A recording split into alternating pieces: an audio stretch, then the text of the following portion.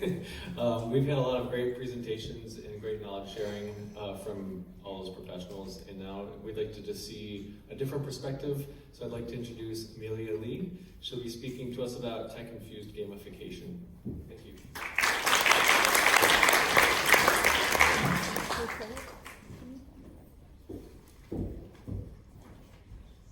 Hi everyone, my name is Amelia. I am a game designer. I started my job actually as a lighting designer with Light Switch.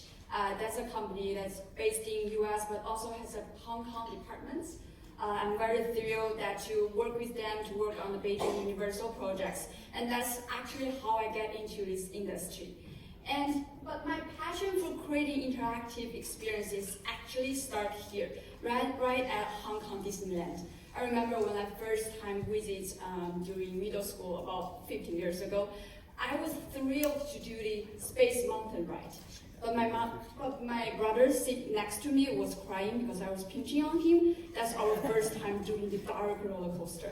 And the nice gentleman sat next to my mom behind us was also not very happy because my mom was pinching him.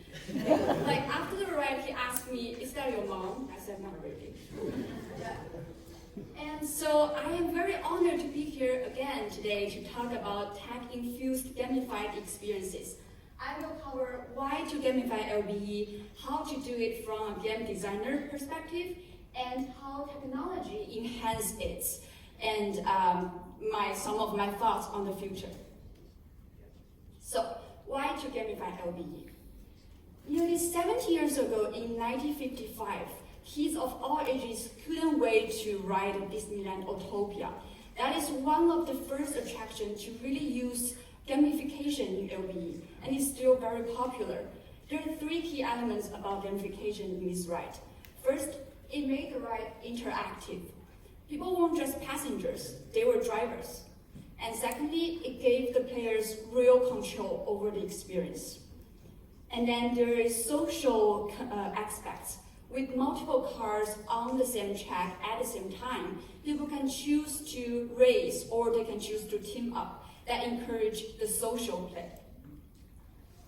So that is what gamification could provide, the immersion and joy, and the social connections through the group play, and then there's the power of choice and personalization.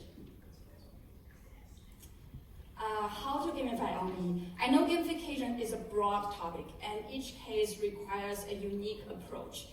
Here, I simply list 4 key techniques that I constantly consider when designing a playful experience. Let's break it down. First, providing a goal. The goal can be very simple, can be getting high scores, can be passing a level. So providing a goal, that is something we used to provide in the experience. Visitors, for example, at Super Nintendo World, visitors can play mini games to collect the digital coins. And the coins and rankings will show up in a linked app, as if they're really competing in the video games.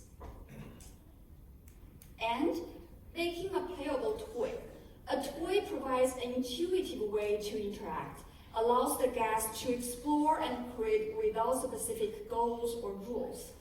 It's more like a sandbox. There's no right or wrong way to play. It's just open, endless. I once tried this interactive installation at a museum in Texas. So when I pick up the toy that looks like a pen sprayer, I just know how to do it. I just start spraying at the wall without any instructions.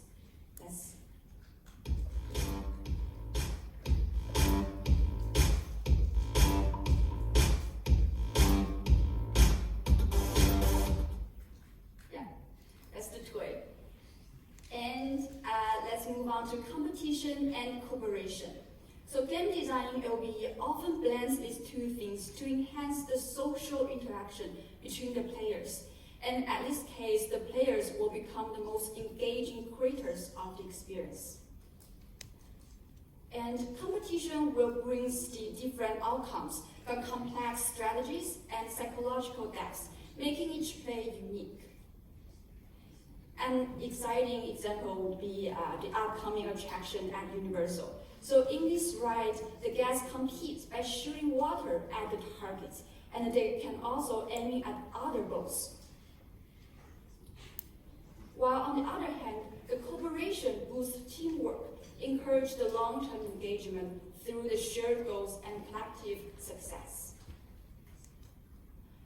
For example, in the very popular game Overcooked, people have to work together to manage a chaotic kitchen. And I also tried that escape room with the same theming in California. It's called Undercooked. It's the same thing. The teamwork was everything. So it brings up the same type of cooperation into real life. The freedom. So when we talk about what makes games so engaging, a key element is the freedom they offer.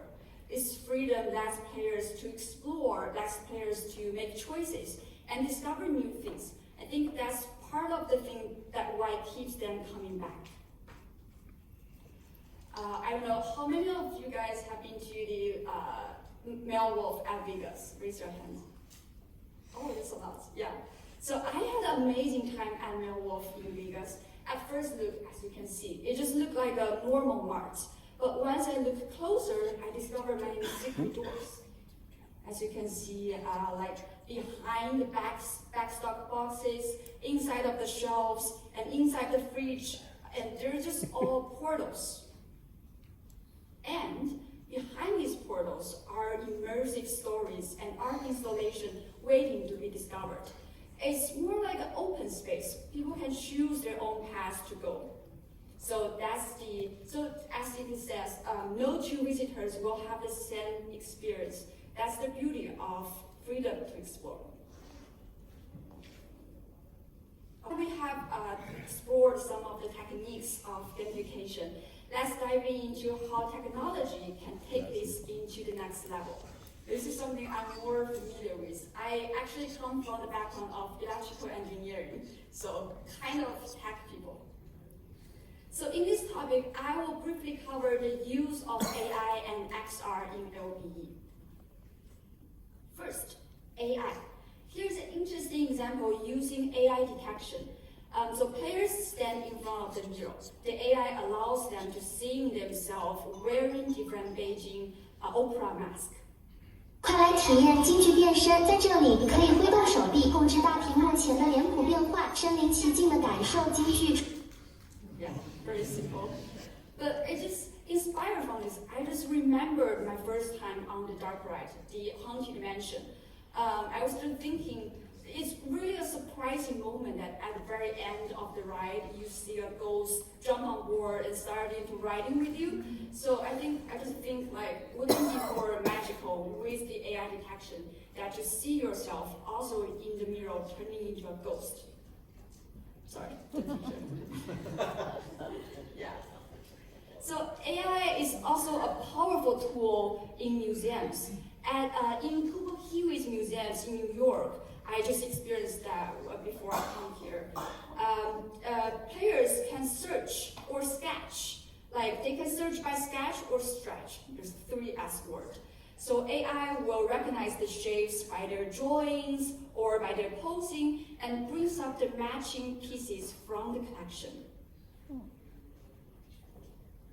And also, besides the searching process, the museum includes an AI that generates a 3D products based on your drawing. I think this really sparks the guest's creativity because of the playfulness and freedom it offers. I had a hard time trying to search something, but if you ask me to draw something and it will bring up the matching pieces, that would be much easier. So in addition to AI that detects and recognizes, AI generates content can take the gamification in LBE to the next level with proper integration. AIGC can create personalized, dynamic, and adaptive interaction with real-time content and feedback.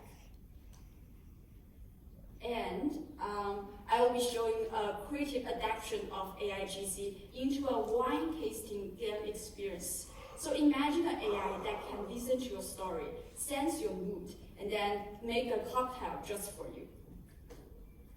As you take a seat, it begins by making keen observations, noting your body language, the way you carry yourself, and even the ambient energy of of the space. By continuously monitoring the environment and interpreting your emotional cues, current weather, location events, the AI can have a comprehensive information stream. As the AI bartender crafts your personalized cocktail, it captures key moments from your interaction and prints a custom postcard, encapsulating ingredients, an icon, and a commentary, creating a tangible keepsake of your visit. It would be cool. Okay, now we have covered AI. Let's shift the topic to something I am more familiar with, XR. I actually did undergraduate project. It's just a VR installation, so I'm very familiar with the XR technology. And there are many technologies that change how we see the reality by adding the digital elements to the physical world. And I'm sure many of you have experienced VR or AR games to some degree. So when I am designing the new map for Among Us VR, that's a popular game among the kids, we regularly need to do the naive play testing to observe how players behave. So every day around 3 p.m., end up playing the Among Us VR with a bunch of kids who just got out of school. It's a nightmare. But honestly, those school kids play way better than I do. I'm the game designer, but they play way better than I do. They easily find their way in VR. They move around smoothly. They're supernatural with all of the controller interactions, and they have their own strategy. So it gets a little bit embarrassing when a 7-year-old comes in and try to start to teasing at me. Better or worse, they try to encourage me, like I'm learning cell phone as their grandma. But here's the thing, whether we are fully adapted to XR or not, the very young generation are born into this technology, and they just naturally get it. So despite the current hardware limitation, I still think the XR market is huge. Let's first look at a beautiful example of MR experience. Earlier this year in central London, I experienced the MR butterfly trail. So using our phone, visitors can see or even hold a butterfly on their fingerprints. Let's look at some butterflies.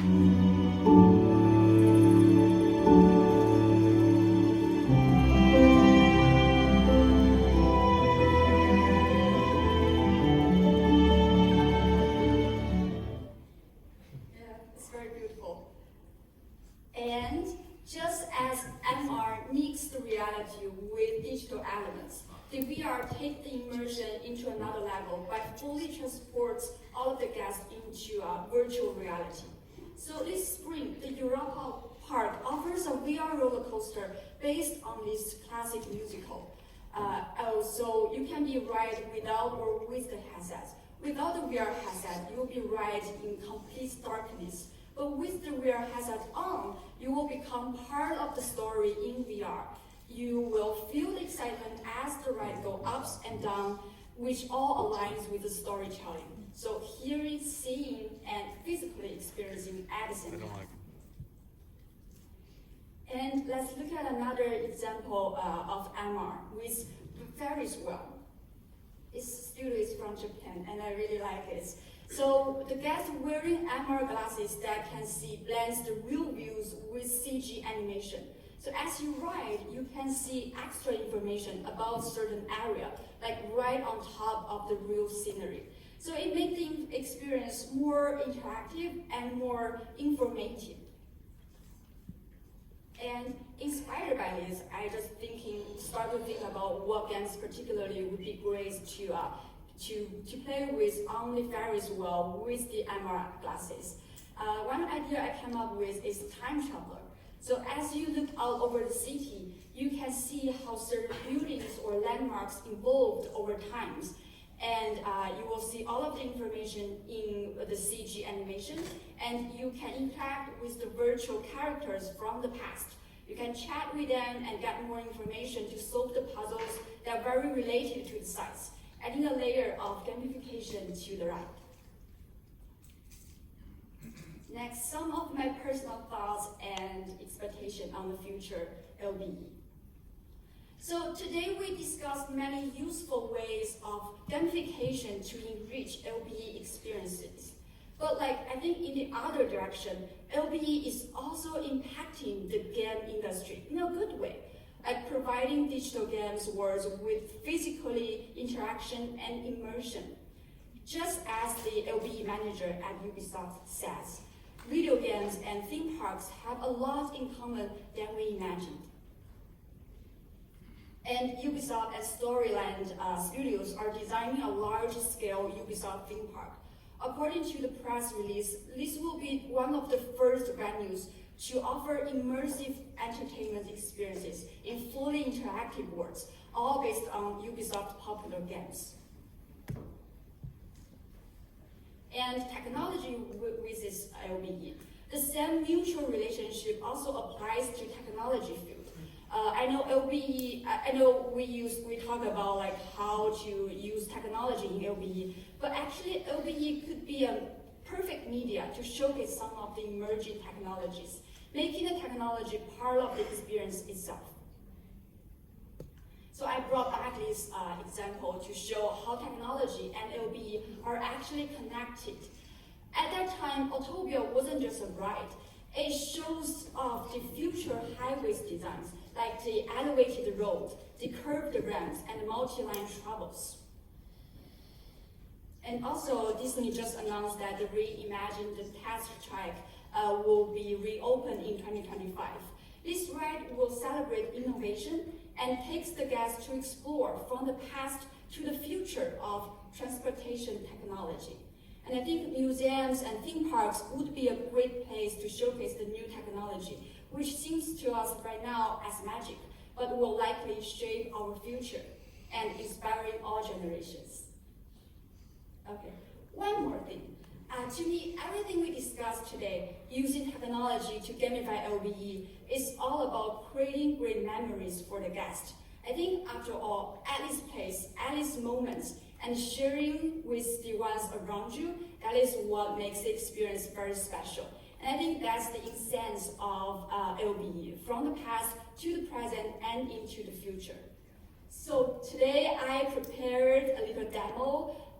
It might have some tech issue, but so how to play, it covers the AI detection, the MR experiences, and collaborative interaction. So if you don't mind using your cell phone to scan the QR code over there, and then give twice permissions to give the access.